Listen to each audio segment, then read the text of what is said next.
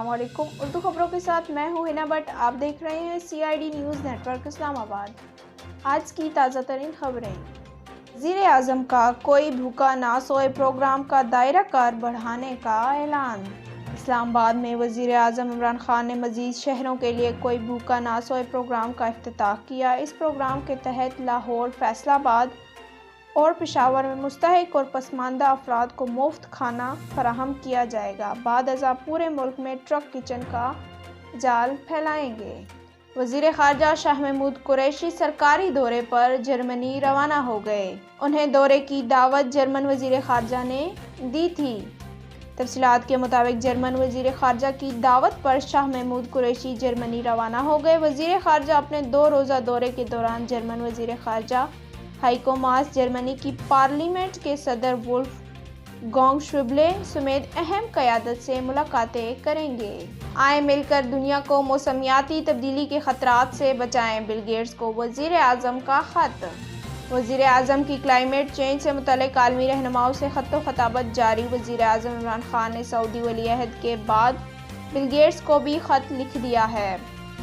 Billion tree tsunami منصوبہ وزیر اعظم عمران خان کی بڑی ترجیح بن گیا ہے۔ وزیر اعظم عالمی اور ملکی فورم پر بلین ٹری سونامی منصوبے اور کلائمیٹ چینج سے متعلق اظہار خیال کرتے رہتے ہیں۔ جنوبی پنجاب بدلے گا تو پنجاب بدلے گا۔